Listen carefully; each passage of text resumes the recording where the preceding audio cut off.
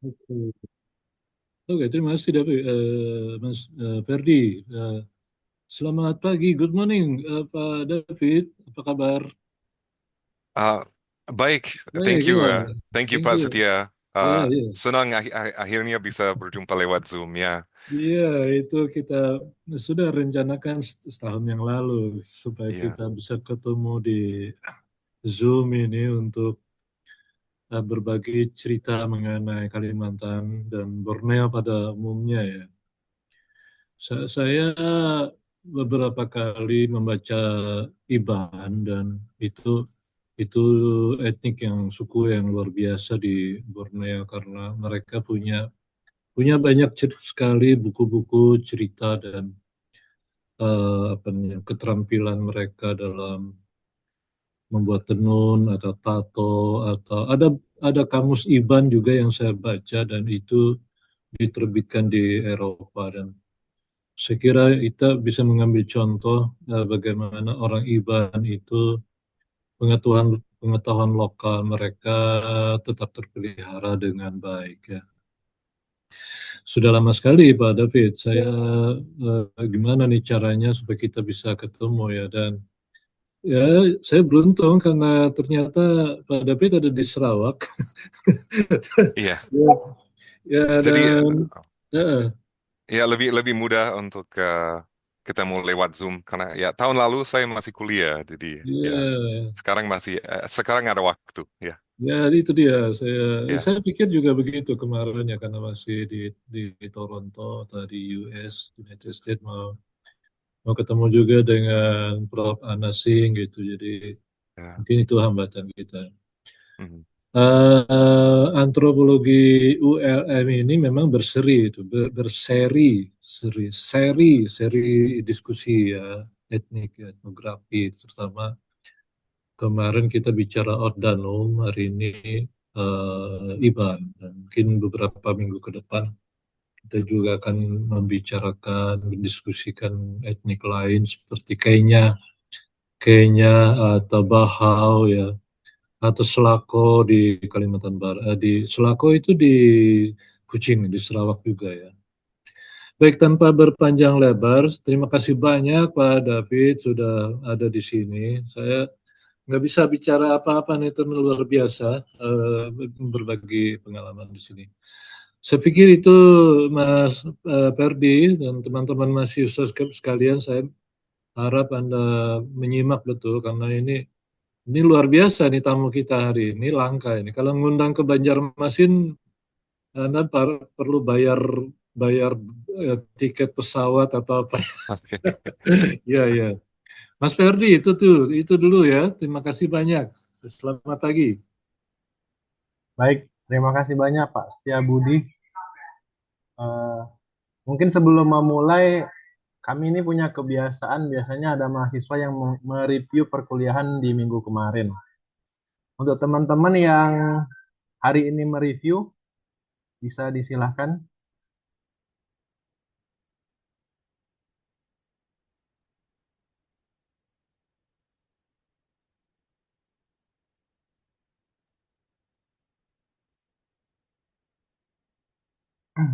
Yang mereview siapa ya minggu ini?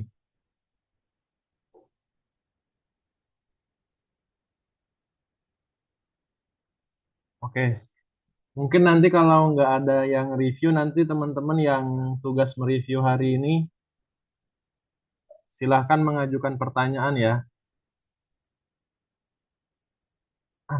Baik, mungkin untuk selanjutnya bisa dimulai saja Pak David. Saya serahkan kepada Pak David untuk memberikan materi. Saya jadikan CO host biar bisa share screen. Mungkin ada PowerPoint atau Ya. lainnya yang mau di-share. Terima kasih Ya, Mas Ferdi. Thank you. silakan Pak. Oke.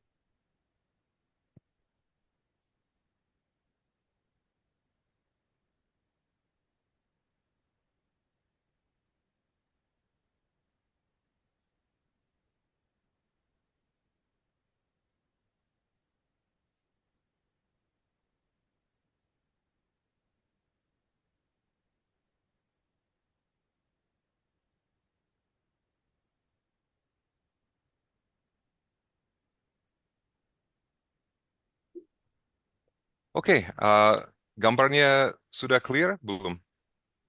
Sudah, Pak. Oke, jadi ini ya saya mau mulai dengan berbagi 3 foto dari tahun lalu dengan beberapa Indonesia East yang mungkin lumayan terkenal ya.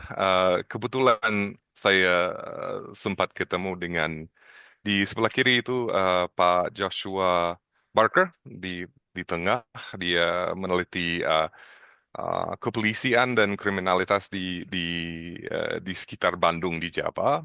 Dan dia itu sebenarnya Head of Graduate Studies di Universitas Toronto. Jadi Head of Graduate Studies di Universitas Toronto sebenarnya seorang Indonesia East yang dulu lama tinggal di Jawa juga. Jadi kebetulan sekali ada kami berenam sebenarnya dan kami setiap minggu ketemu dan meliti beberapa buku tentang sejarah Indonesia. Uh, di di tengah itu foto yang ya saya kurang suka, tapi hanya ada satu foto saya dengan Ibu Tania Lee uh, yang lama meneliti di Kalimantan juga dengan Pak Pujo Semedi dari Gajah Mada. Uh, dan itu farewellnya Tania Lee, dia sudah pindah ke Universitas Singapura. Di sebelah kirinya Ibu Tania Lee ada Mas Greg. Dia itu orang Manggarai, Manggarai dari Flores, orang masyarakat adat juga. Dia dapat beasiswa untuk kuliah di Toronto.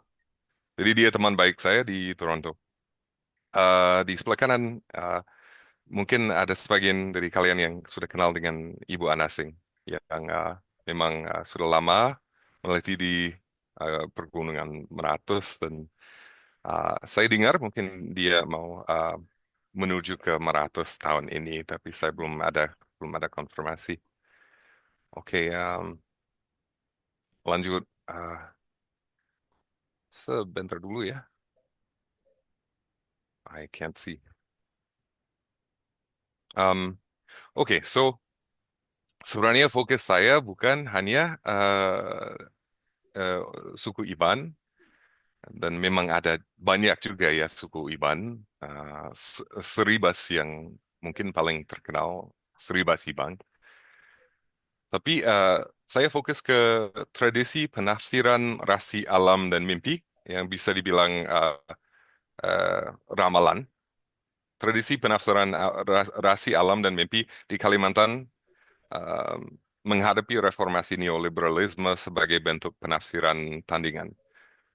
Jadi di eh, political economy, ekonomi politik.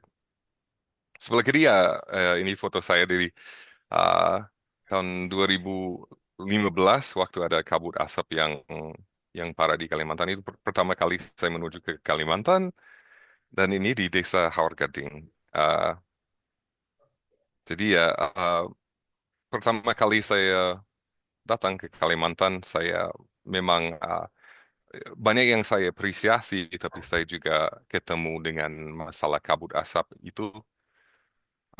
Dan saya juga kena paru-paru basah waktu itu.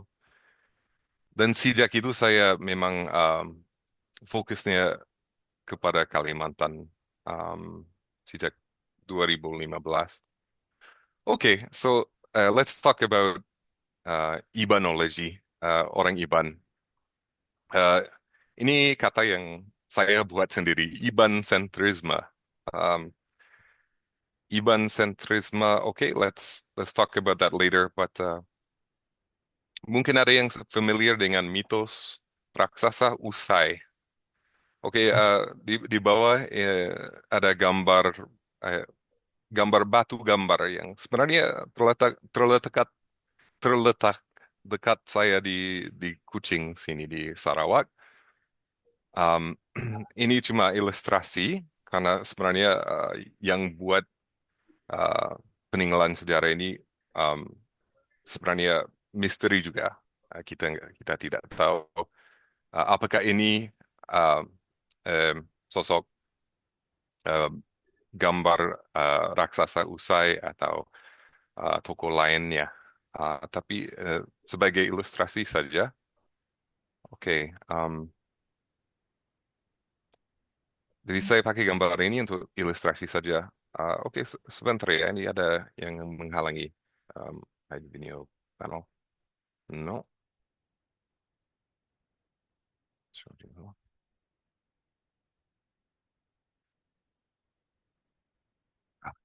Nah, oke baik. So, saya pakai bahasa Inggris ya. Kalau yang mau baca bahasa Indonesia, saya ada terjemahan di bawah. So, this is a Clementon myth from the 1800s, paraphrased from ethnologist Charles Hose.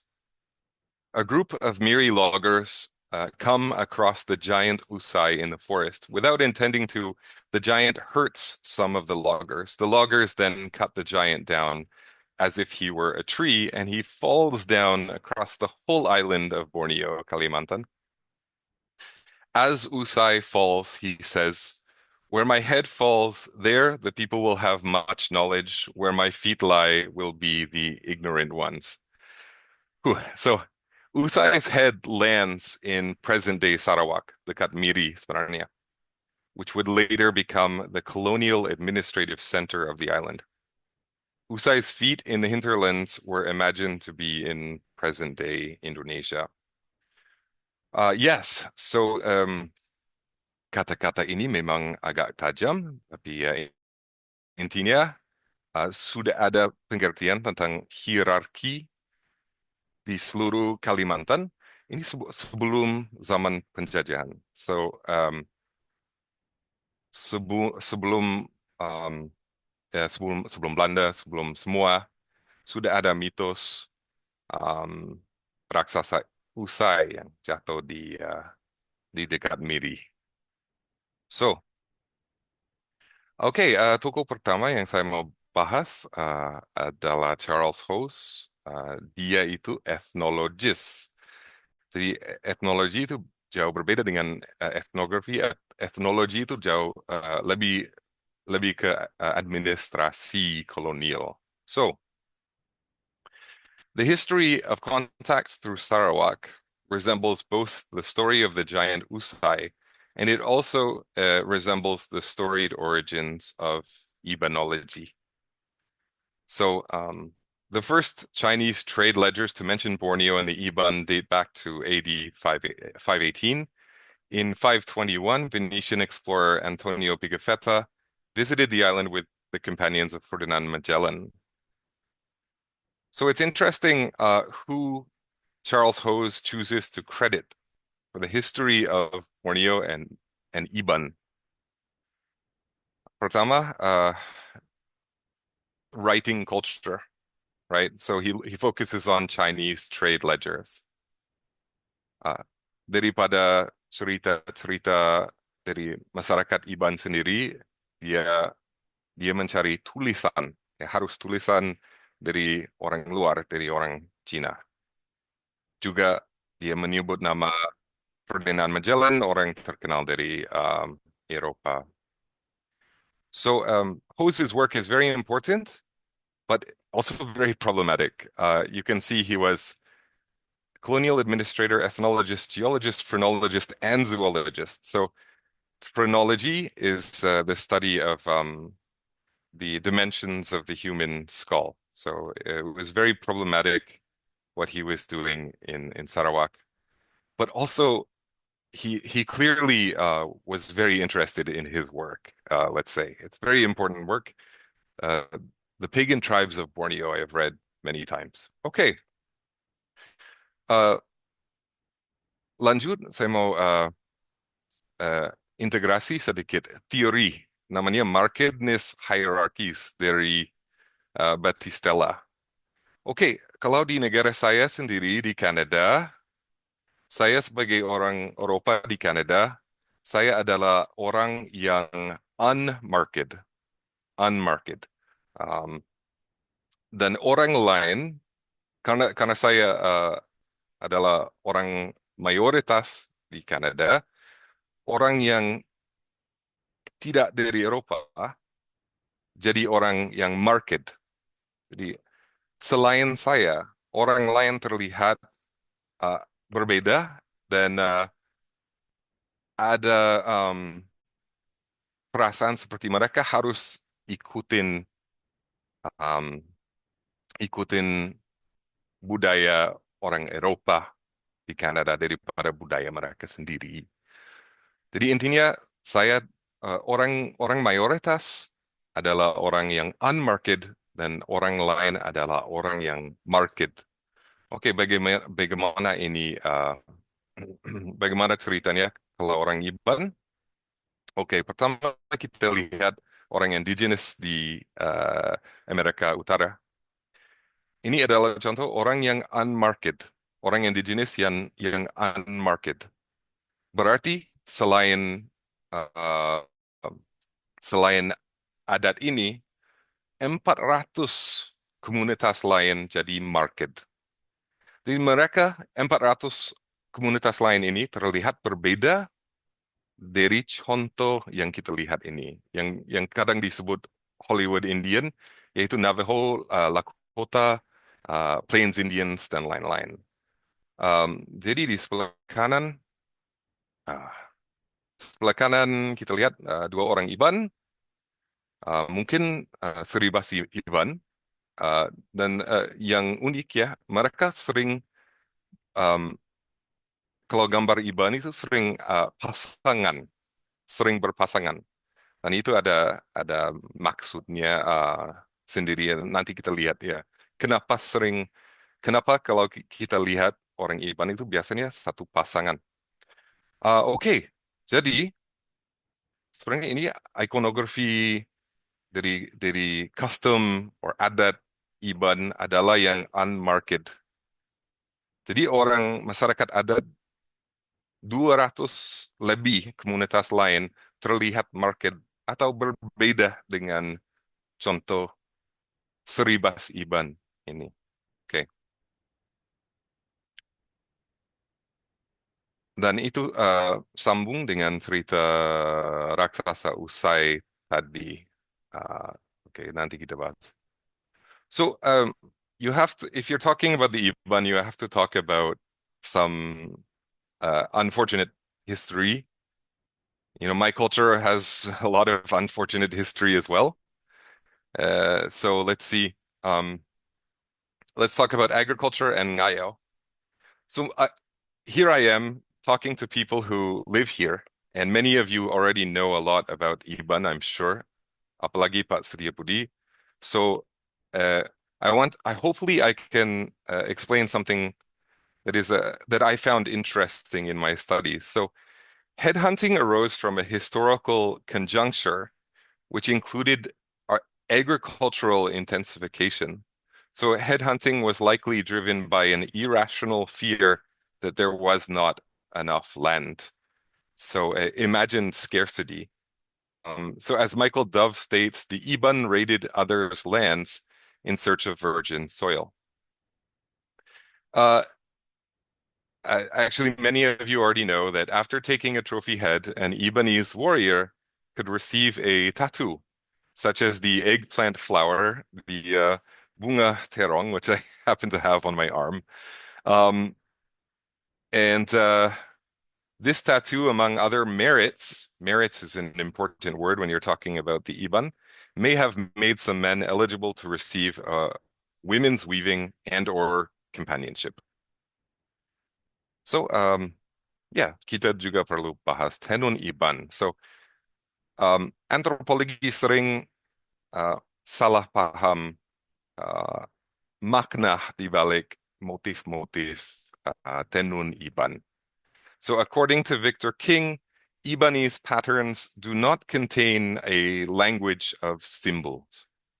Rather, this assumption of a language of symbols tends to be rooted in outsiders' stereotypes of primitive art. So the designs in lots of tenun Iban, also tattoos, are not symbols, but signs that indicate the merits of a person's character. Because the Iban culture is very meritocratic, focused on merit, but also very egalitarian at the same time. Oke, lanjut. Saya mau bahas antropologis Derek Freeman yang datang ke Sarawak sekitar 1949 dan dia juga meneliti suku Iban. Jadi Ibanese courtship struck Derek Freeman as sexual selection, which is a very Darwinian term. Freeman's evolutionary focus makes the cultural specifics of egalitarianism, matriarchy, meritocracy, and the marriage contract seem irrelevant or naturalized. So, an evolutionary perspective reduces culture down to the problem of survival. The culture is always much more than about survival, right? So apart from ngayao, women and girls likely also gave textiles, tenun, and clothing to boys or men whom they were attracted to for other reasons, including personal reasons falling outside of an explanation as custom or adat. Okay, but Freeman's work was also very important. Let's see, moving along a bit faster. Okay, there's also the problem of the end of ngayao. Did the end of ngayao strengthen the patriarchy in Iban culture? So the history of headhunting practices in the north is necessary as it adds nuance to speculative origins of long fallow Swidin farming practices. So announced in 1899, the end of headhunting meant the end of territorial raiding and pillaging, resulting in greater intensification and localization of the practice of Swidin agriculture. So after ngayao or headhunting was finished, men took control, but women did much of the work. So Michael Dove writes, Longhouse headmen began to take all such rights unto themselves. So that is a question I'll leave open. Did ngayao strengthen the patriarchy in Iban cultures? Did the end of ngayao strengthen the patriarchy in the Iban culture? So, all right, yang terakhir, transforming warrior traditions. So while Kalimantan has moved on from a violent past, Pascal and Cylinder cite their interlocutor's opinion that the ancestors of Borneo will always take revenge if it is necessary to do so. So is ngayao really finished then? Or maybe it will take a different form. So we can look at Clifford Geertz's famous description of cockfighting in Bali, Pajan. So cultural events can give unacceptable feelings such as anger, revenge, grudges, or warrior traditions a new direction and a new meaning. So like the warrior traditions of indigenous people in North America, Kalimantan's latent warrior traditions could be directed outwards towards productive and meaningful ends. So as I said, there are 200 plus non-Ibanese cultural communities around the island that need better exposure and better understanding. And it would be good.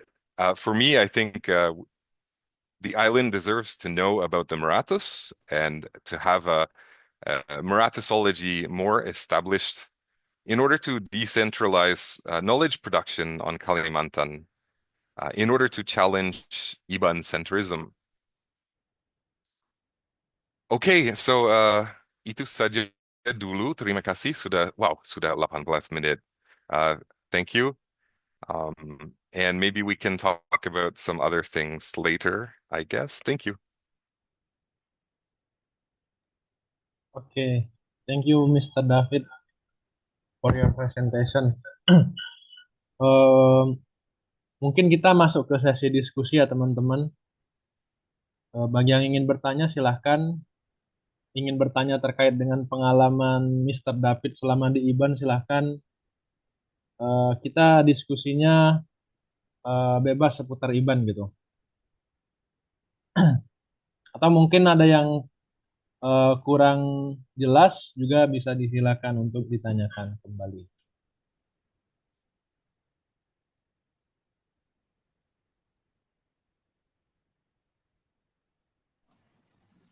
Ini ada Budi Kurniawan, Mas Ferdi. Mungkin Budi bisa komentar?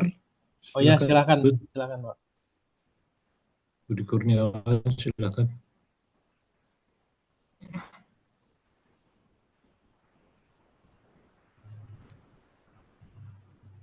Halo, Budi.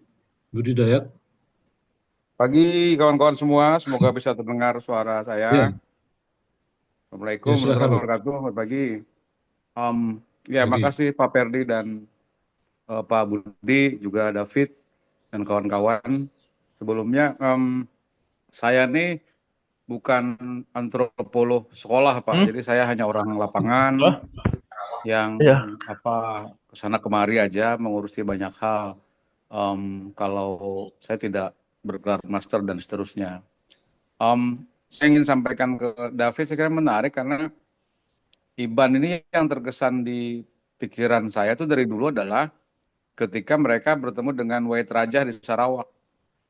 Nah, itu kan pesannya Charles Brooke ke mereka itu saya kira terjadi hari ini kepada kawan-kawan masyarakat Dayak di seluruh Kalimantan ya.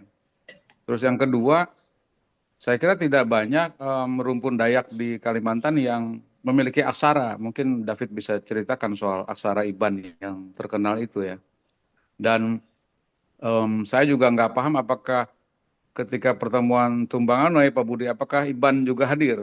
Ya, Karena itu kan satu hal yang berbeda kalau di kita di Tumbangan kan Belanda yang mensponsori, sementara di Sarawak kan Charles Brooke dan kawan-kawan. Nah, terus terakhir yang ingin saya sampaikan adalah kira-kira terakhir yang David temukan di IBAN di Sarawak, bagaimana nasib mereka hari-hari ini, Fit? Apakah mereka, karena mereka kan menjadi minoritas tuh.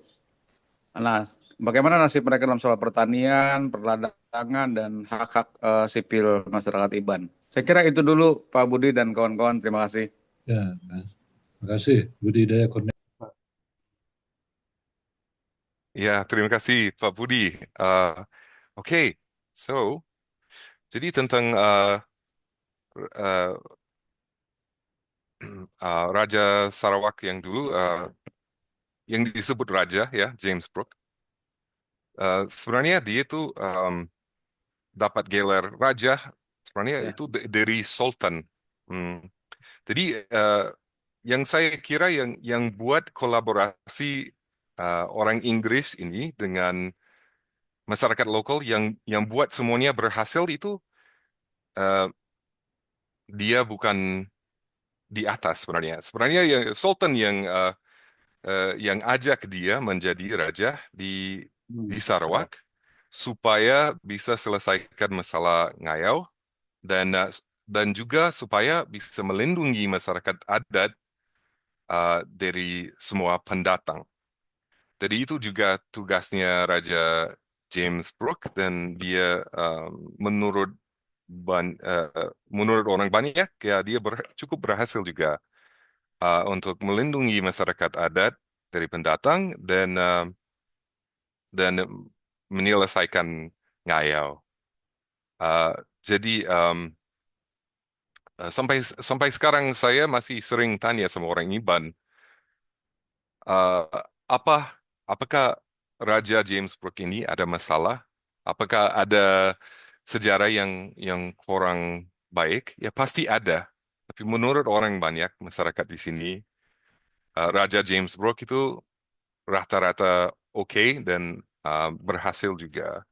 Um, eh, oke, kalau masalah aksara, iya saya lihat beberapa contoh di museum-museum di sini ada beberapa aksara yang sangat unik ya biasanya tulisannya di papan-papan um, dan kalau nggak salah itu terkait dengan augury, terkait dengan ramalan-ramalan juga. Jadi simbol-simbol apa yang dari rasi-rasi yang ditemukan di alam, uh, tapi juga kadang dari mimpi. Rasi-rasi juga ada di mimpi. Jadi uh, saya belum mendalami ya, uh, saya belum meneliti tentang aksara IBAN, cuma melihat beberapa contoh saja. Mungkin Pak Setia Budi ada komentar lebih tentang itu.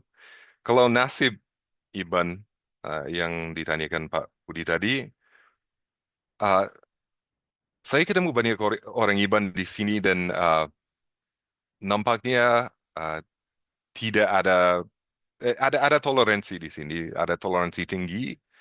Jadi kalau hari gawai itu hari libur di Sarawak, seperti kalau di Kalimantan Selatan, seperti kalau ada Aruganal, semua orang bisa libur ya satu hari. Bayangin ya, itu sebenarnya itu bagusnya di Sarawak sini. Gawai itu festival IBAN dan semua orang libur.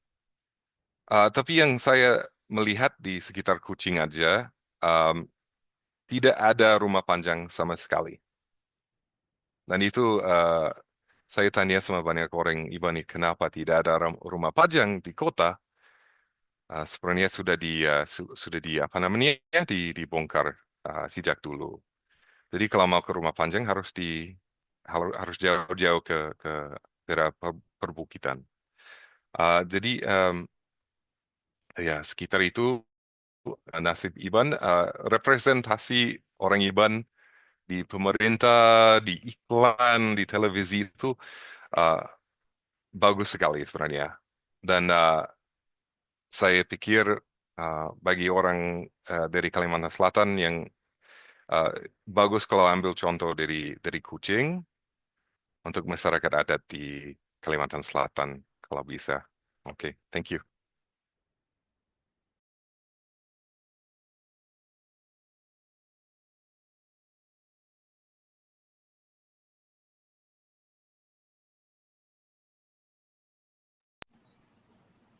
Oke, thank you Mr. David. Sangat menarik pembahasan terkait IBAN. Saya juga dari waktu S1 dulu ketika belajar antropologi juga ada beberapa mata kuliah yang materinya itu juga membahas seputar IBAN walaupun sedikit. Padahal sebenarnya di Kalimantan sendiri kan sangat banyak Dayak ya, tapi IBAN ini sepertinya dari dulu menjadi kajian yang cukup sentris di kalangan peneliti gitu, terutama antropolog. Karena biasanya yang direpresentasikan Dayak itu IBAN biasanya, yang punya tato, terong dan lain sebagainya. Baik teman-teman, silahkan mahasiswa jika yang bertugas menanya. Ya, Atta silakan.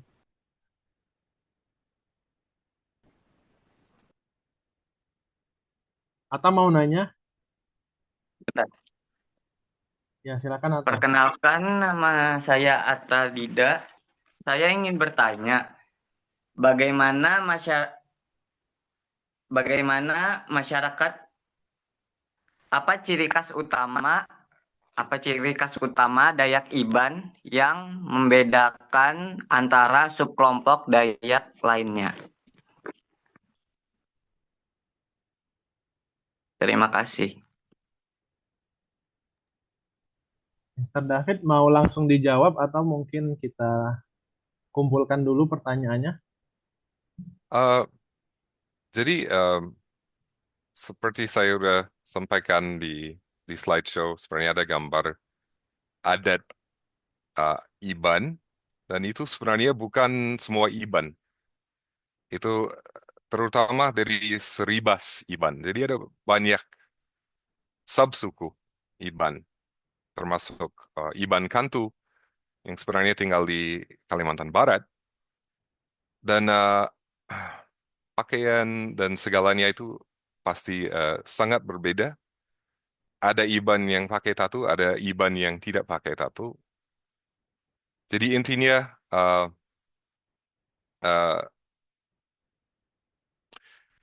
kalau apa yang berbeda dari IBAN dengan yang lain, ya pertama selain IBAN ada 200 komunitas yang beda. Jadi itu sangat sulit untuk dijawab. Uh, apalagi ada masyarakat yang pakai kata Dayak secara pragmatis. Jadi mungkin ada sebagian yang ikutin contoh orang Iban dengan bulu di kepala dan um, apa namanya tengkorak dari burung itu apa namanya hornbill. Uh, um, tapi uh, seperti saya bilang ada 200 komunitas lain, jadi cukup susah untuk dibandingkan dengan Seribas Iban yang seperti saya bilang sudah jauh berbeda dari Iban-Iban lain. Oke, terima kasih.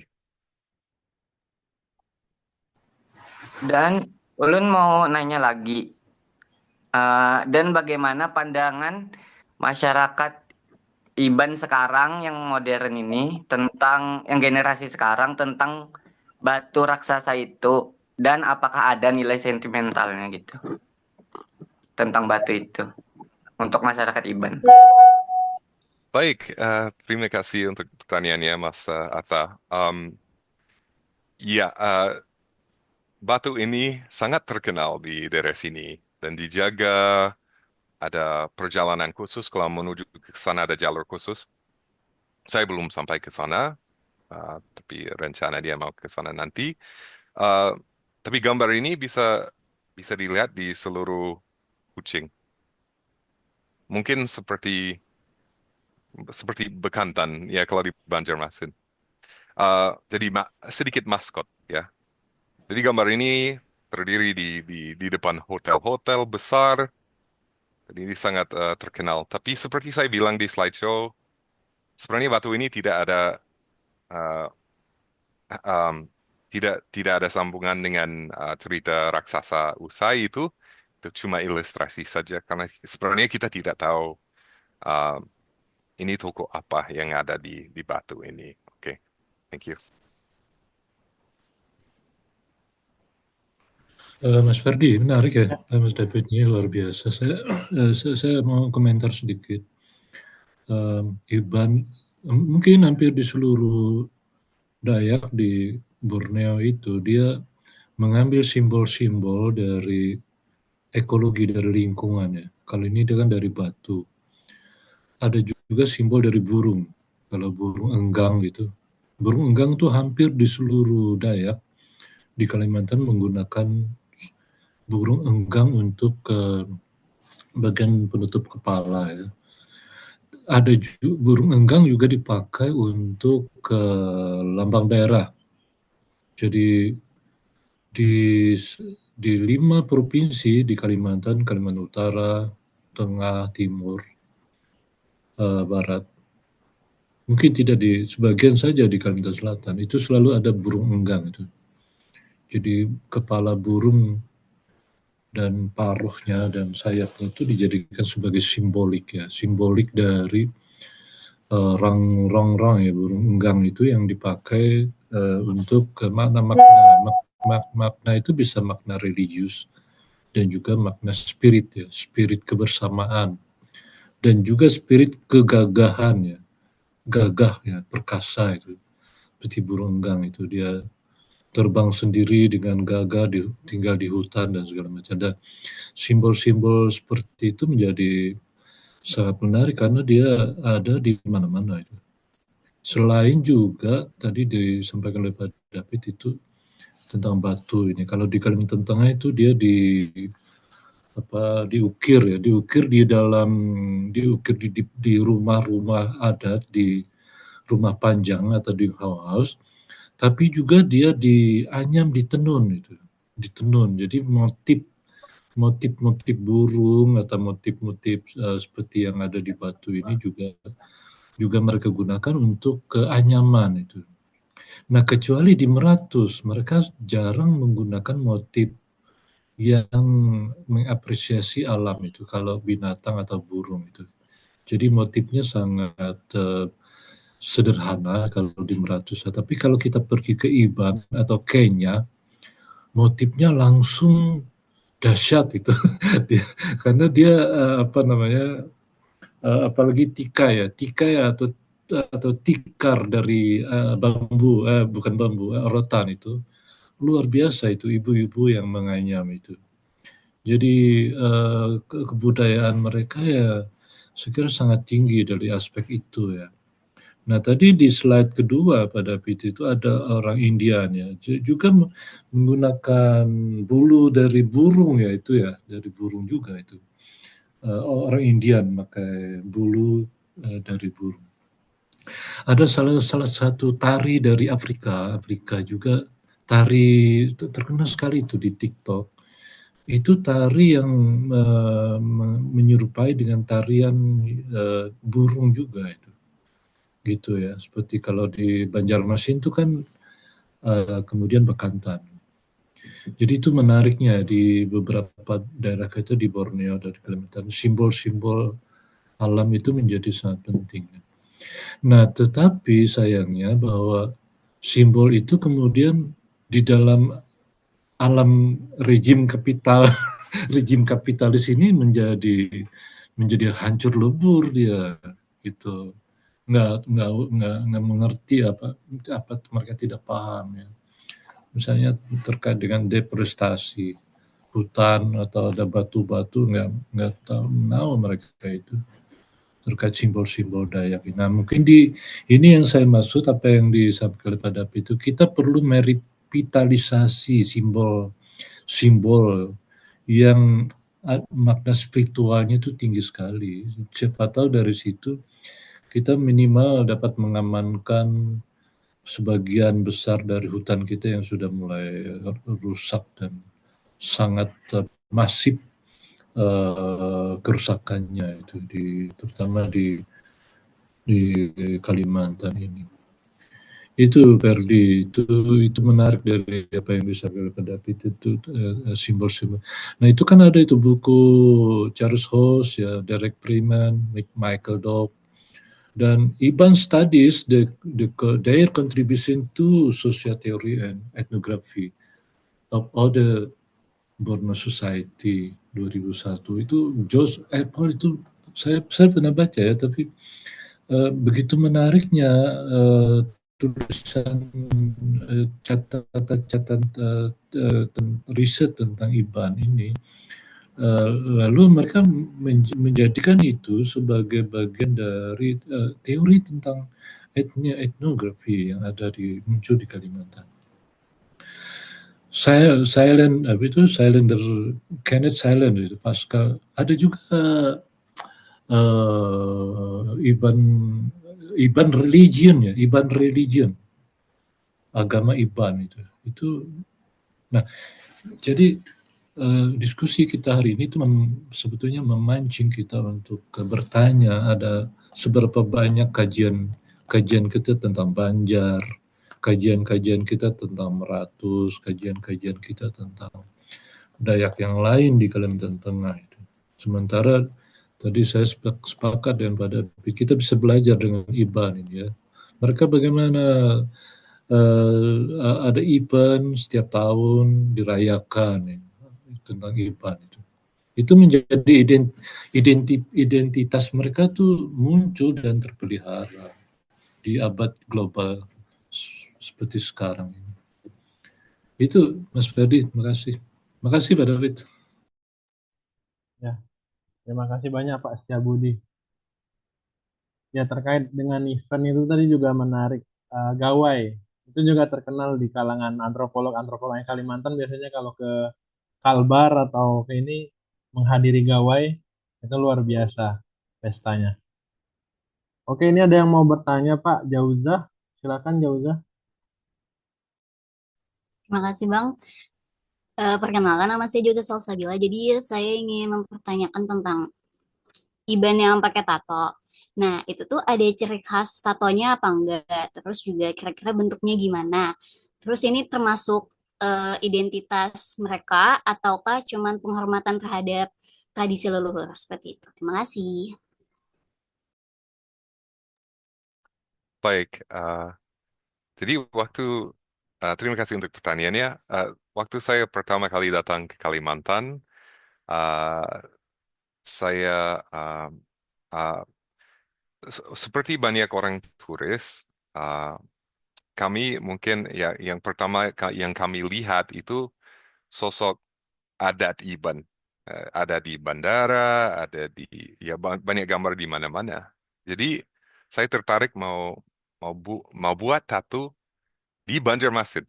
Ya. Jadi sebenarnya yang buat tato saya yang sebenarnya uh, apa namanya bunga terong, dia sebenarnya orang keturunan dari Jawa, tapi mungkin campur dengan dia sedikit dengan Melayu di Banjar. Dia orang Banjar pokoknya, dan dia tidak punya tato sama sekali. Ya, jadi ya jadi budaya tato itu beda-beda. Uh, tapi ciri khasnya, misalkan tato ini bunga terong, kalau saya pernah jalan jauh dan berhasil pulang dengan selamat dan apalagi kalau saya bawa sesuatu untuk keluarga saya, teman-teman saya, uh, baru saya layak dapat tato seperti ini. Kalau laki-laki yang pergi tapi pulang dan tidak bawa apa-apa, mungkin mereka tidak dapat tato bunga terong. Dan jadi setiap tato punya makna, dan itu tidak bisa, seharusnya tidak sembarangan orang yang bisa dapat tato Dayak. Tapi kalau misalnya kita di Bali, ya ada di mana-mana. Memang motifnya keren dan terkenal, jadi tapi dalam tradisi Seribas Iban, setiap tato punya makna sendiri-sendiri. Uh, Misalkan, dan bukan cuma untuk laki-laki, tapi ada juga untuk perempuan. Kalau punya satu anak dapat tato begini, kalau punya dua anak dapat tato yang lain lagi. Um, itu sebatasnya pengetahuan saya. Oke, thank you. Ya, thank you Mr. David. Selanjutnya Keisha, silakan Keisha. Terima kasih Bang. Eh, di sini saya perkenalkan, sebelumnya nama saya Kesha Aziza. Saya mau bertanya tentang tradisi ngayau yang tadi telah dijelaskan. Nah, kan tradisi ngayau sudah tidak ada lagi di zaman sekarang. Terus, kenapa laki-laki justru lebih menguasai kekuasaan, tapi perempuan tetap banyak bekerja di lapangan? Menurut Mr. David gimana? Masih. Nah, itu pertanyaan yang bagus. Terima kasih. Uh, jadi semua itu uh, s- ya menurut banyak penelitian, semua itu mulai dari kekhawatiran. Jadi sebelum ada agriculture, sebelum sebelum ada apa namanya seperti Huma ya, Sweden agriculture di Kalimantan, tidak ada makna dari tanah sendiri itu beda. Jadi kalau masyarakatnya masih berpindah-pindah, makna dari lokasi itu jauh berbeda dengan orang yang sudah jadi petani. Uh, jadi ketika jadi petani sekitar 6.000 tahun lalu ya, menurut banyak orang 6.000 tahun lalu ada petani-petani pertama yang belajar untuk menanam beras dan lain-lain. Ketika mulai menanam beras dan sayur lain, muncul ada kekhawatiran tentang tempat, tentang kita sekarang tinggal di pulau, jadi ada batasnya, dan mungkin kekhawatiran mereka itu sangat berlebihan.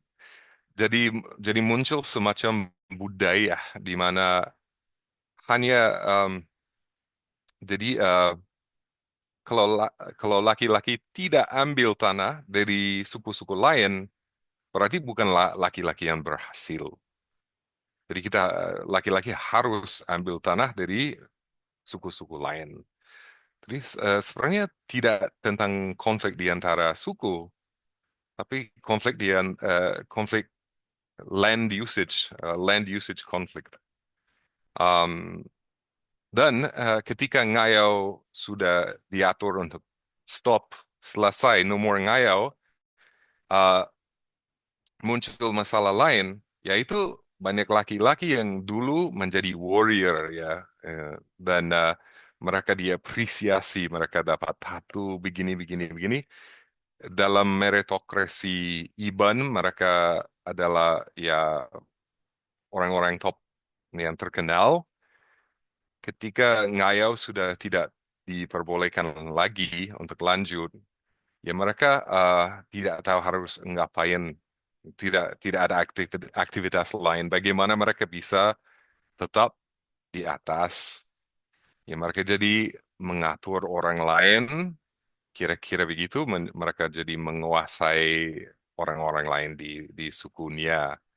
Dan menurut penelitian seperti Michael Dove, uh, perempuan yang jadi perempuan yang lebih sering jadi petani sesudah itu, dan laki-laki hanya mengaturnya sebagian besarnya, dan tergantung subsukunya di IBAN juga. Thank you. Oke. Nah, mungkin saya mau lanjut bertanya terkait ngayau ini, Mr. David. Ini pertanyaan dari saya pribadi. Saya sebenarnya belum mendapat referensi atau jawaban. Kan kalau dari kebiasaan ngayau biasanya kan yang dibunuh itu kan para laki-laki dewasa atau para prajurit dari suku-suku lain. Nah, untuk anak-anak ataupun perempuan yang kelompoknya itu sudah ditaklukkan kelompok lain, itu biasanya mereka akan tetap dibiarkan hidup atau bagaimana sebenarnya, Pak? Mungkin Pak David punya apa namanya? Punya pengetahuan terkait itu. Orang-orang misalnya anak-anak ataupun perempuan yang para laki-lakinya sudah meninggal kena ngayau, itu biasanya mereka diapakan gitu? Apakah tetap dibiarkan hidup atau dibawa ke dalam kelompok yang menang atau bagaimana? Saya belum, sejauh ini belum dapat referensi terkait itu. Mungkin Pak David bisa berbagi. Ya, setahu saya juga waktu itu juga ada uh, budaya apa namanya, perbudakan itu dibudayakan juga. Jadi saya tidak tahu, mungkin sebagiannya diambil sebagai budak, mungkin sebagiannya um, putus asa dan join sama kelompok yang menyerang tempat mereka. Tapi saya kira um, tidak ada budaya normatif. Tapi I am not sure. So mungkin ada lagi yang mau komentar?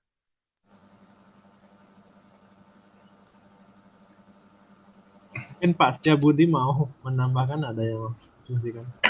Kalau ngayau itu kan sebetulnya bagian dari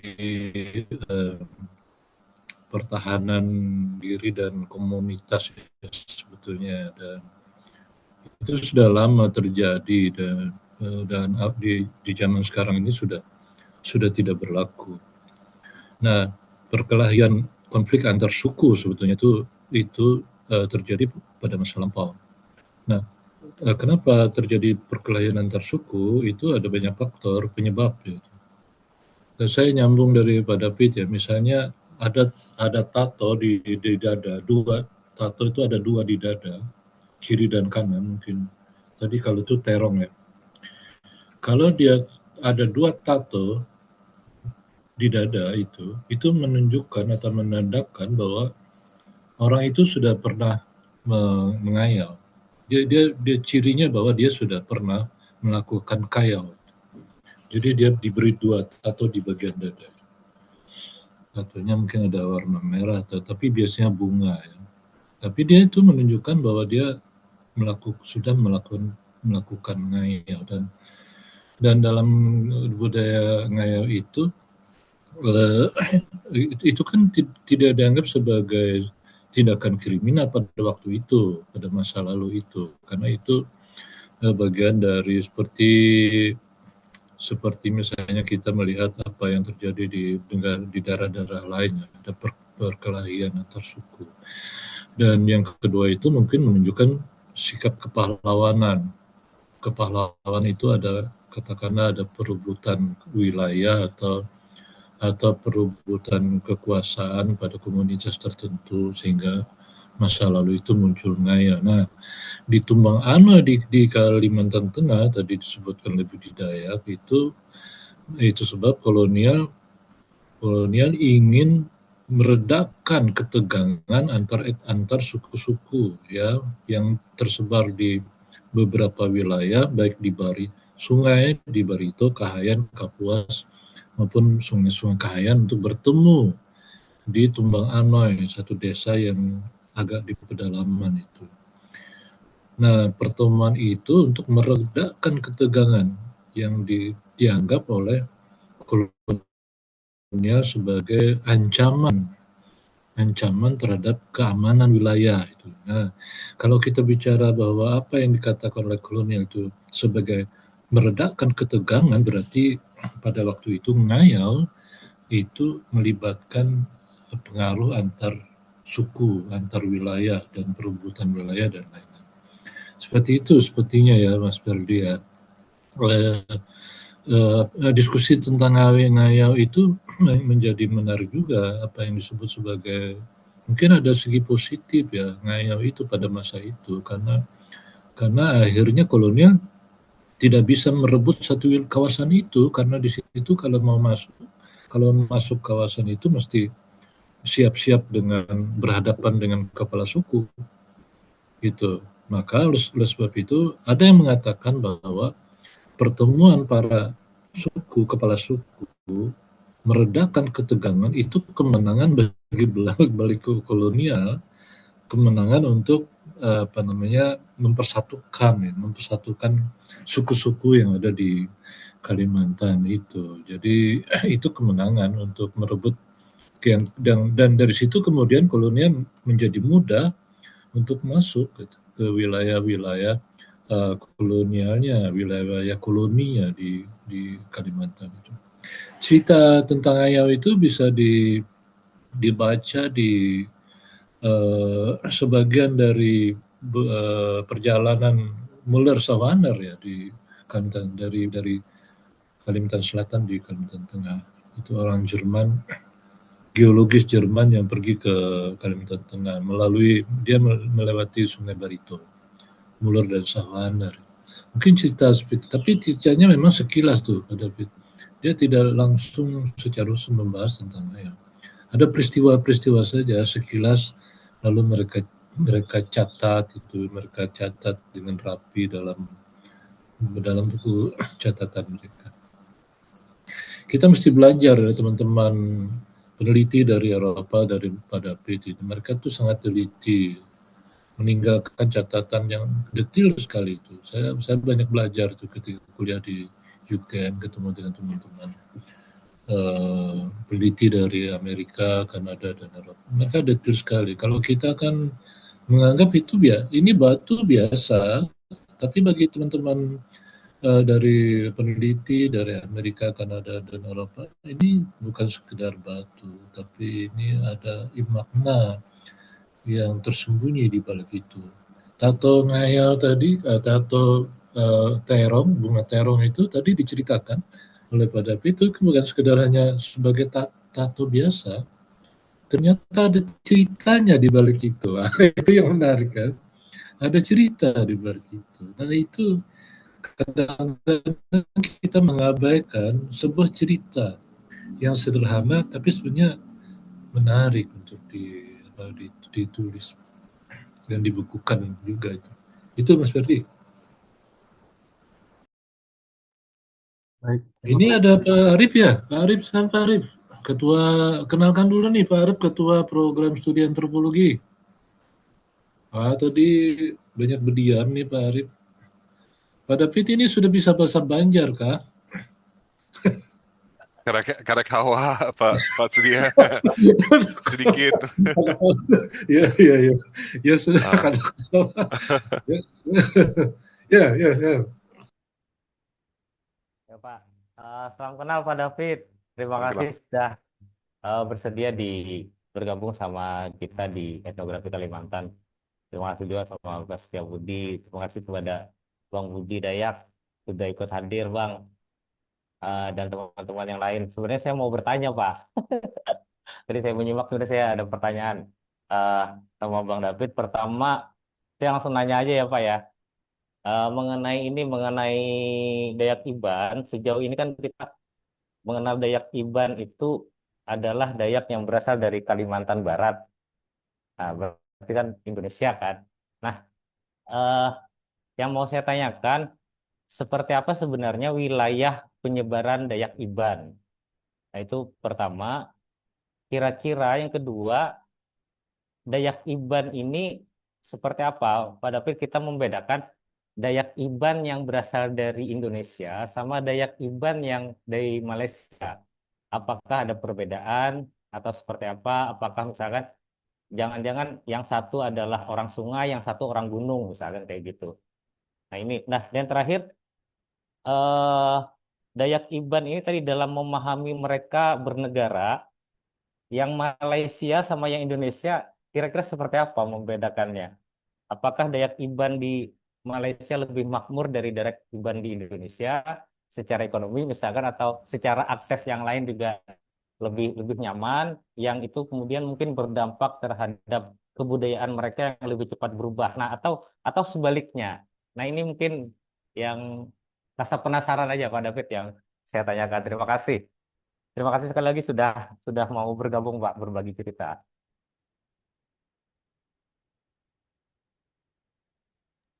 Yes, thank you Mas Arif.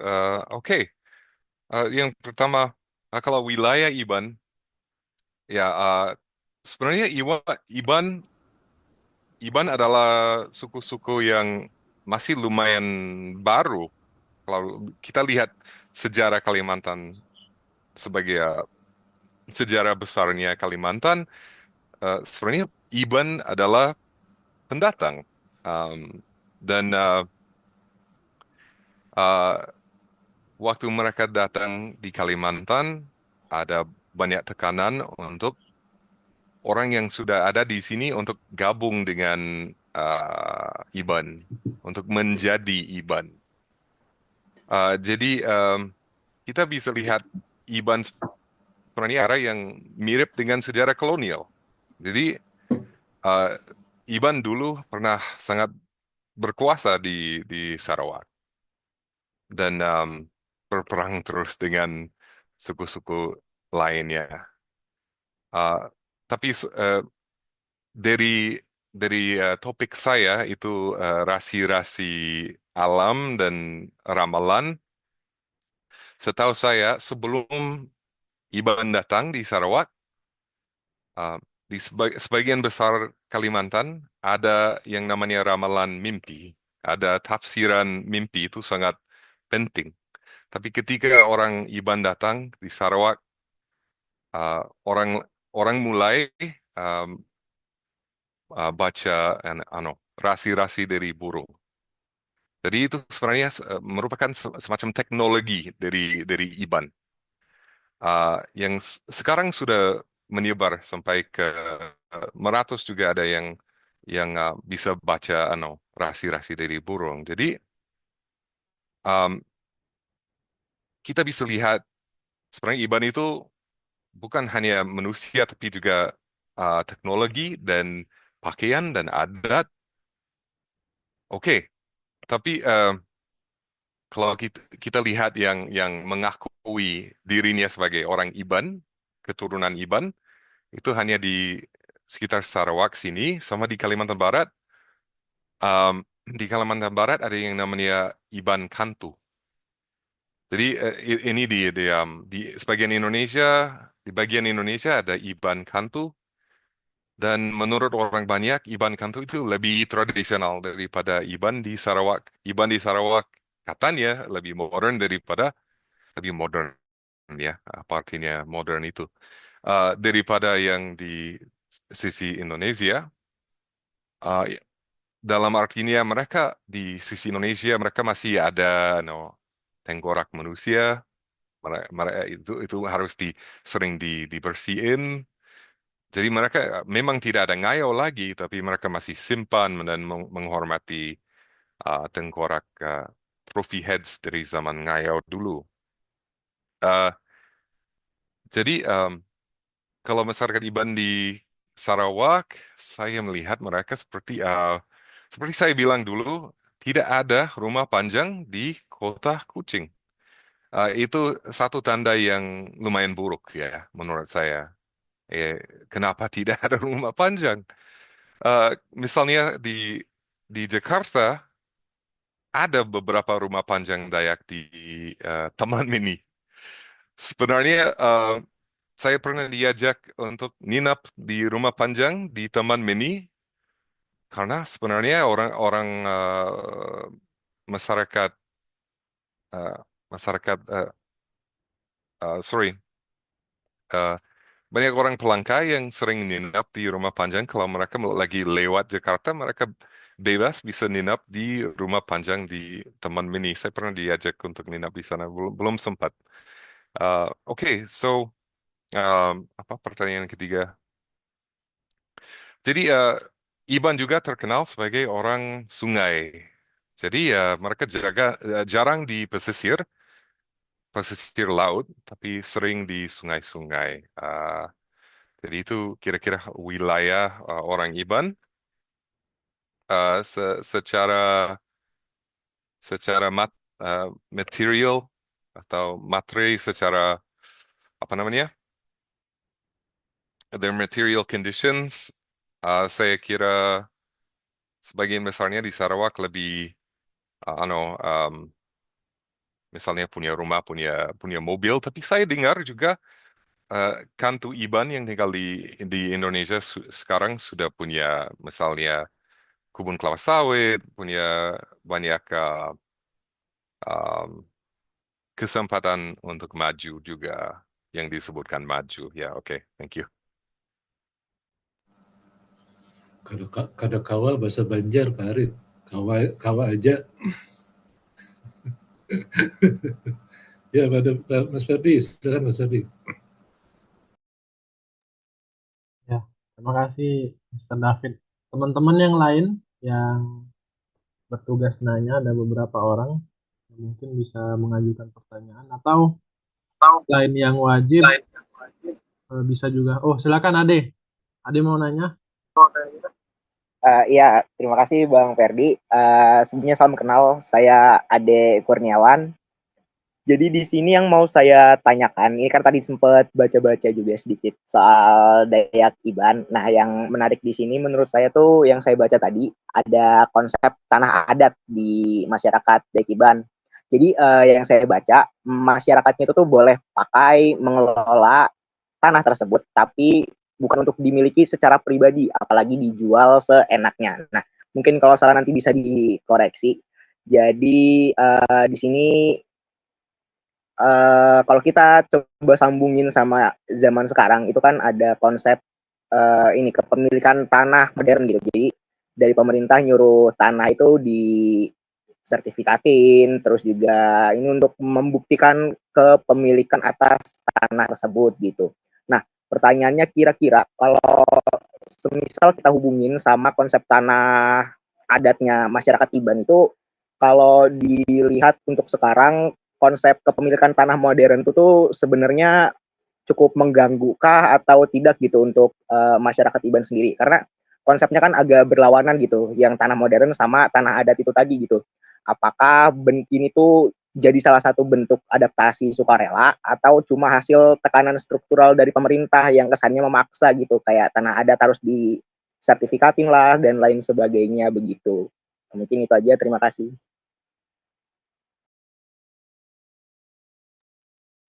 Ya, sama-sama. Terima kasih, Mas Ade. Oke, ya.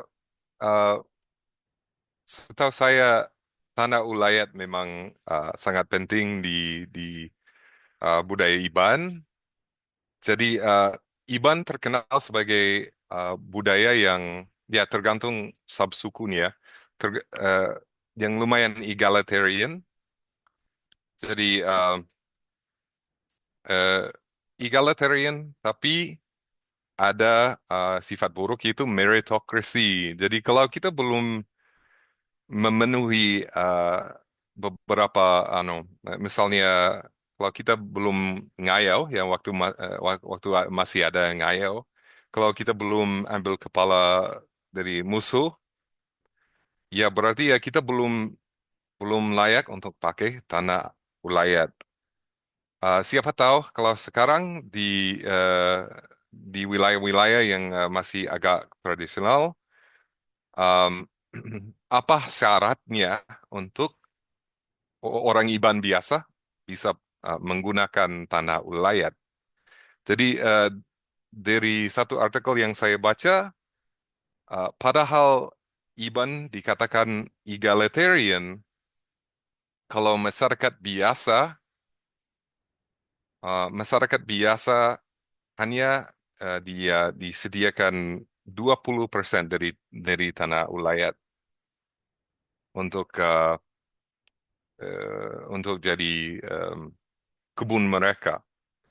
Hanya 20%. Yang sisanya yang 70% yang ya itu punya masyarakat yang lebih lebih penting, yang meritnya lebih banyak dalam meritokrasi. Jadi ya tidak seimbang sebenarnya, tidak se-egalitarian yang dikatakan.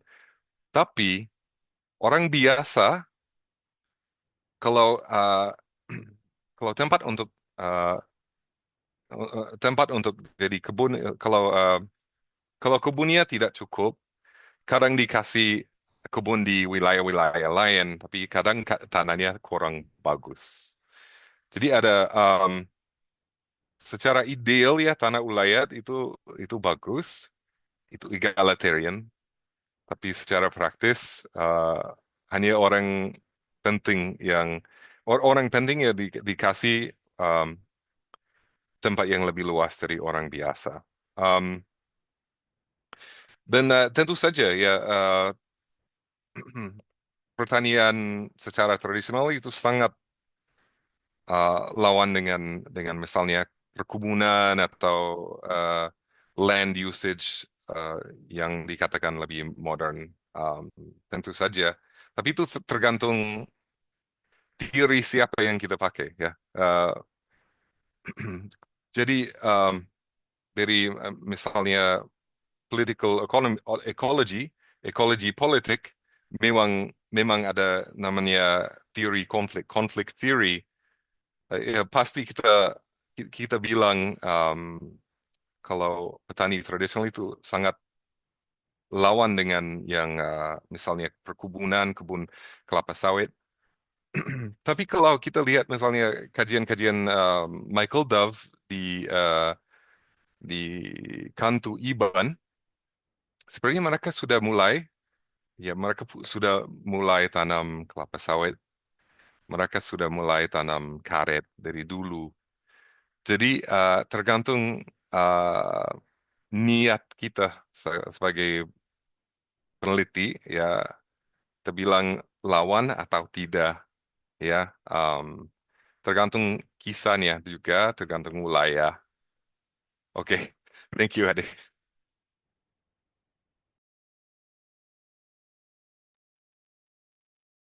Oke, teman-teman yang lain, silakan kalau ada yang mau didiskusikan. Ya, Ivana silakan.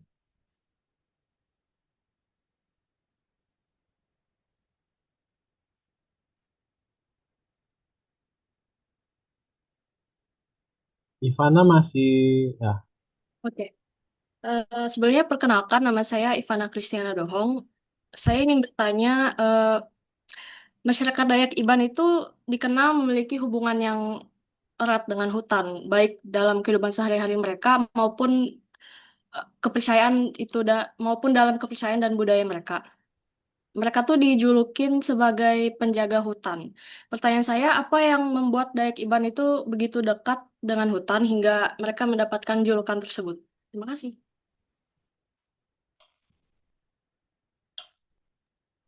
Okay, yeah, thank you, Ivana. Yeah,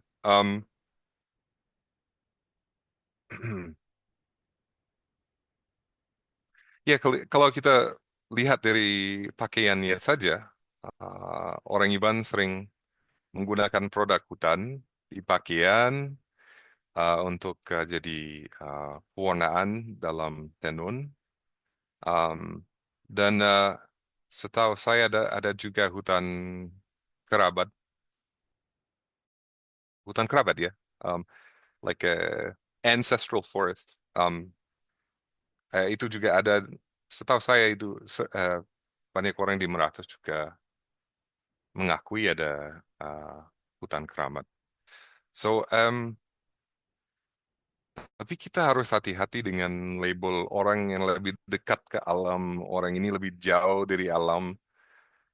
Karena apakah itu benar? Ya, jadi kalau misalnya dekat rumah saya ada beberapa orang Iban, saya sering nongkrong sama mereka, minum kopi di warung, dan apakah mereka dekat sama alam? Itu sudah bukan pertanyaan yang punya arti apapun ya. Apakah saya dekat sama alam? Jadi, tapi memang ada stereotipnya, dan tapi memang ya banyak orang Iban masih tinggal dekat alam. Jadi ada juga hubungannya, dan ada juga tekanan untuk mereka menjadi simbol untuk konservasi alam, dan kadang ada yang terima tugas itu, kadang ada yang menolak tugas itu karena mereka tidak merasa seperti orang yang dekat sama alam. Uh, Tapi secara fisik ya memang banyak yang tinggal di wilayah misalnya di gunung, dan ya uh, seperti itu kira-kira. Terima kasih Mbak Avana, thank you. Mungkin ada yang mau tambahin?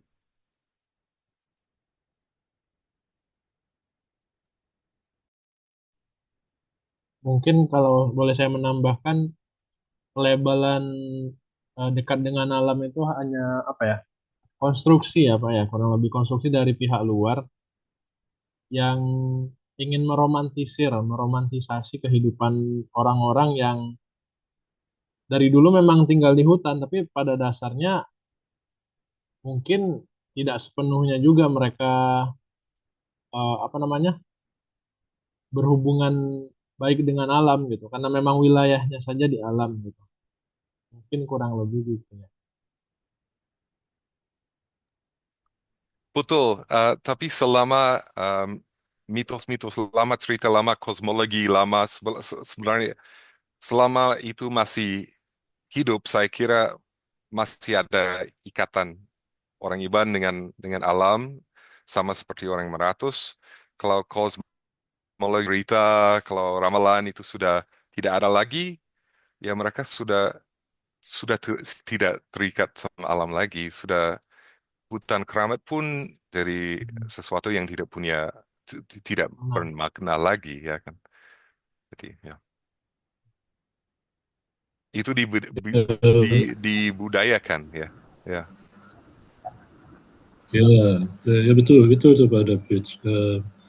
Saya sepakat itu bahwa tapi kita contoh di Meratus ya. Saya tuh menarik pertanyaan Ivana ini. Kedekatan mereka itu pasti akan terkait dengan kepercayaan. Kalau ritual padi, baik dia mulai menanam sampai panen, sampai dia menuai padi, itu semuanya berkait dengan ritual tentang padi. Padi itu kan alam. Jadi kalau tidak ada padi, tidak ada ritual, tidak ada kepercayaan. Tidak ada kepercayaan, maka dunia akan lenyap lah gitu. Gitu ceritanya itu, Ivana. Itu keterkaitan itu sebagian besar Dayak itu, apalagi Dayak Iban ya, tidak hanya Dayak Iban, tapi Dayak-Dayak yang lain juga. Karena tidak hanya mereka tinggal di kawasan ekologi hutan atau sungai, atau gunung, tetapi di dalamnya ada ritual di situ, ada upacara di situ. Itu seperti di Meratus tentang Gunung Hala-Hala misalnya, itu dipercaya. Atau dalam kitab penaturan atau ada gunung apa namanya di Kalimantan Timur sebagai apa namanya tempat terakhir dari perjalanan ruh manusia. Itu otomatis dia akan mengatakan ya kita sangat dekat dengan alam. Ya sepanjang cerita dan ritual dan itu masih berkembang di dalam masyarakat adat, masyarakat Dayak itu, sepanjang itu juga mereka akan sangat terikat dengan alam. Seperti juga di Banjar, Pak David, misalnya tiap hari Minggu kalau kita jalan-jalan di Sungai Martapura, mereka itu memberikan apa yang dikenal dengan ritual malabuh orang Banjar di kota Banjarmasin, ya di Sungai Martapura, ritual malabuh. Malabuh itu memberikan sesajen kepada sesuatu dalam tanda petik di sungai. Jadi kalau ritual memberikan melabuh sesajen di sungai, itu pada masyarakat Banjar yang ada di kota.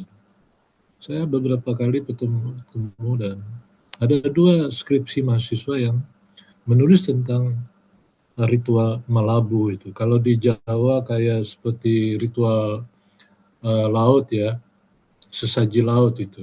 Kalau di Banjar itu ritual, nah itu juga menunjukkan kedekatan orang Banjar dengan alam, yaitu sungai.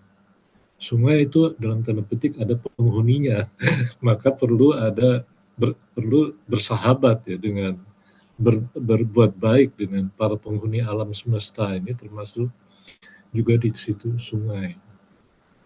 Apa yang mereka berikan, ada ketan itu, kemudian ada pisang, lalu ada sesajanya itu saya lihat ada beberapa ya, telur gitu ya, dimasukkan ke dalam mangkok, kemudian itu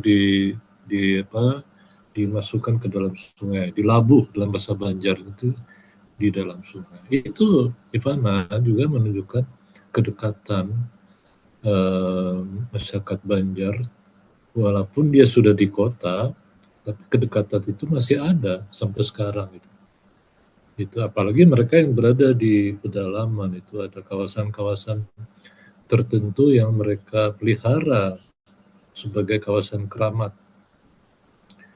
Itu Ivana, terima kasih. Ya, terima kasih Pak Setiabudi. Teman-teman yang lain, Pak Ferdi. Oh iya, silakan Pak Budi. Ya, Ulun ingin menyampaikan sedikit aja. Mungkin perlu ada update juga untuk kawan-kawan yang belajar antropologi soal hutan ini. Saat ini kami, kawan-kawan aktivis lingkungan dan pemberdayaan masyarakat adat, sedang berjuang untuk mengajukan pengakuan masyarakat hukum adat, Pak. PPMH, percepatan pengakuan masyarakat hukum adat di Kalimantan Selatan. Mungkin di IBAN di Sarawak mungkin berbeda ya Pak David ya. Kalau di Indonesia ini, dulu hutan itu namanya hutan aja Pak. Sebelum ada negara ya. Setelah ada negara, hutan itu jenisnya banyak sekali. Dan kawan-kawan masyarakat adat itu harus melewati proses yang panjang untuk bisa diakui sebagai masyarakat hukum adat. Termasuk juga diakui mereka memiliki hutan adat atau tidak. Kalsel sampai hari ini tuh baru hanya ada di Hulu Sungai Selatan, ada 3 paguyuban atau kelompok masyarakat adat yang diakui sebagai masyarakat hukum adat. Yang lain belum ada. Yang menarik itu sebenarnya adalah ada 1 di Tanah Bumbu. Itu duluan, tapi wilayah adatnya tidak ada. Jadi mereka diakui sebagai masyarakat hukum adat, tapi tanpa wilayah adat. Nah saya kira masukan saya ke Pak Budi, Arif, dan kawan-kawan, saya kira perlu juga untuk membantu gerakan pengakuan ini dalam bentuk sesuai kapasitas masing-masing ya. Mungkin kami orang-orang lapangan masih terus bergerak melakukan banyak hal, tapi saya kira melobi-lobi kawan-kawan cendekiawan juga penting, karena Kalsel sampai hari ini itu belum pernah punya ada satupun hutan adat, Pak, yang diakui oleh pemerintah. Prosesnya panjang sekali, dan saya kira tadi terhubung dengan penguasaan lahan, Pak David, itu juga mengganggu kearifan lokal Meratus hari ini. Apalagi ditambah dengan isu Taman Nasional misalnya, yang kami dan kawan-kawan sudah tolak sejak awal. Nah, terakhir yang saya sampaikan adalah, saya kira mungkin perlu juga Pak Budi menginisiasi apapun lah bentuknya yang menghadapkan fakta di lapangan, terutama kekinian, dengan apa yang kawan-kawan pelajari di kampus ya. Bahwa kemudian kita terkagum-kagum dengan kearifan lokal, IBAN dan lain-lain menjaga hutan, saya kira nggak apa-apa. Tapi dia menghadapi banyak hal, seperti juga kawan-kawan Dayak lainnya. Saya kira sekarang real di lapangan, bagaimana tanah-tanah Dayak hilang, dan bagaimana penindasan dan lain berlaku terus-terusan, dan sepertinya berlaku begitu aja gitu, tanpa ada narasi pembanding atau yang menantang situasi itu datang dari kawan-kawan kampus dan para cendekiawan. Terima kasih Pak Budi dan Pak Ferdi. Ya, terima kasih Budi Kurniawan. Terima kasih Pak Budi. Teman-teman yang lain, mahasiswa ada yang mau didiskusikan lagi? Silahkan. Ya, Gendis, silakan Gendis.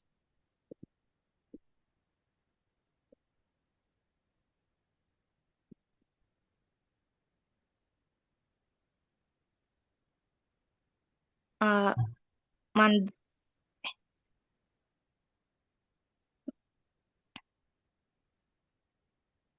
Pak, Ya, silakan. mandor yang dipakai dulunya untuk ngayal tuh sekarang dipakai untuk apa? Oh, Mandau. Ya, memang Mandau Iban itu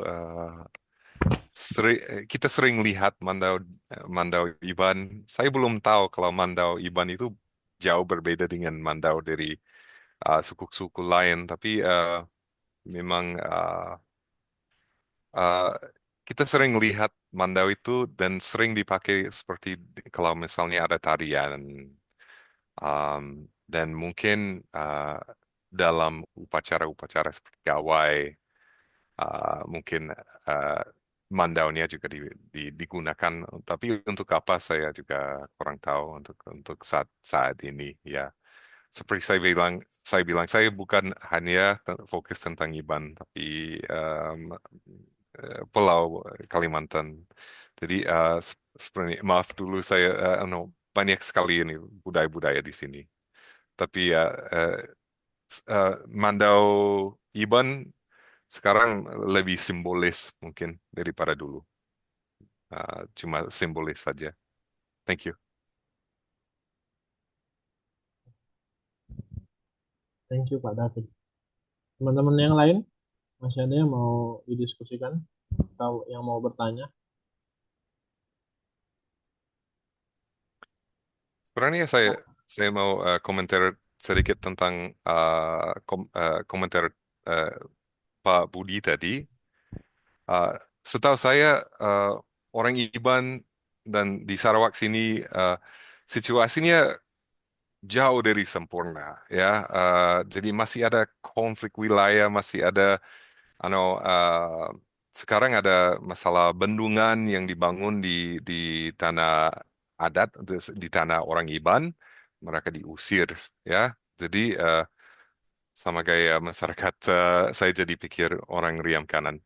Uh, dan sebenarnya ya banyak kisah di mana uh, hutan ditebang dan mereka melawan pemerintah, orang adat melawan pemerintah. Jadi ya um, kalau masalah tanah tanah adat, ya itu masih masih masih terus berada di Sarawak,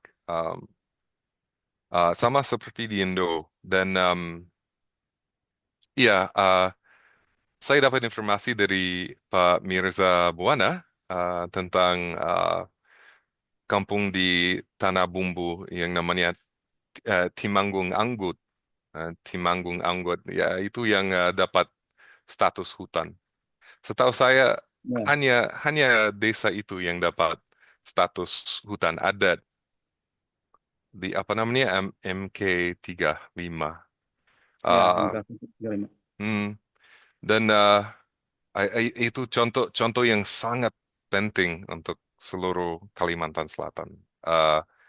Tapi menurut Pak Mirza itu contoh yang uh, susah untuk diikuti karena itu proses yang sangat panjang. Tapi saya masih kurang mengerti bagaimana Temanggung Anggut bisa berhasil dapat status hutan adat. Ya.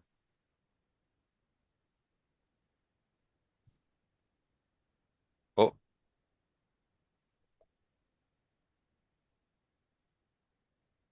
setahu saya uh, yang pertama harus ada peraturan daerah uh, dan peraturan daerah itu nanti di hampir setiap daerah di satu kabupaten harus ada peraturan daerah yang juga mengakui status hutan adat.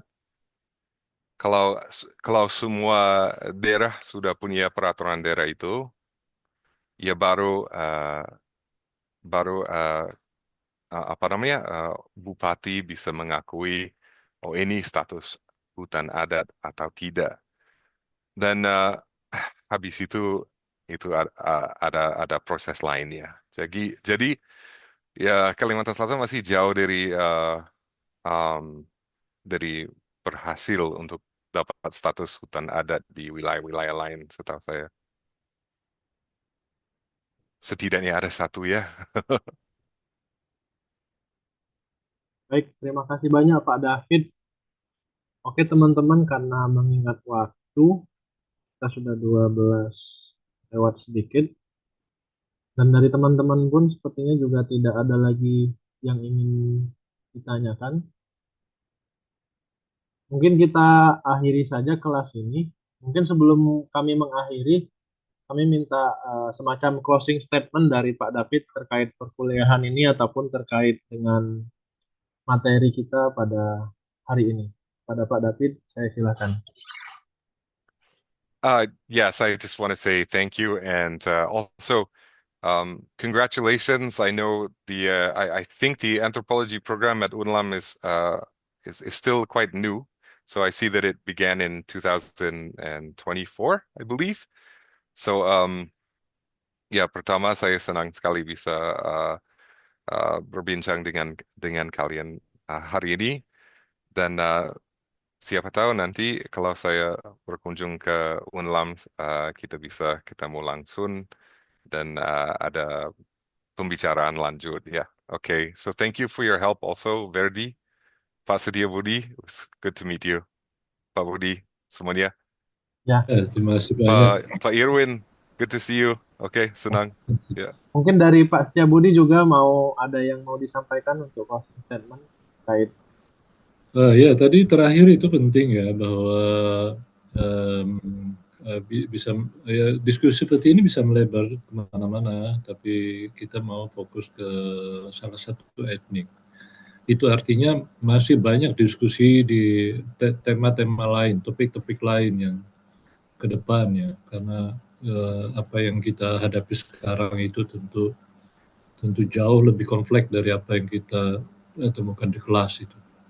Jadi berbagi pengalaman seperti Pak David ini menjadi sangat penting karena dari situ kita menemukan pikiran-pikiran baru, pencerahan baru gitu, apa yang selama ini mungkin kita ya mungkin merasa oke, kita sudah cukup, tapi kalau kita dengar dari peneliti lain, oh iya ternyata perjalanan kita masih panjang gitu ya itu. Itu dari saya. Terima kasih banyak Pak David, luar biasa pertemuan hari ini. Kita ambil gambarnya dulu ya Mas Ferdi ya, picture ya. Ya, mungkin Pak David bisa stop share dulu biar kita bisa. Ya. Oke, pada teman-teman yang bisa on cam silakan on cam. Saya hitung sampai 3 ya. Oke. 1, 2, 3. Sekali lagi. 1, 2, 3.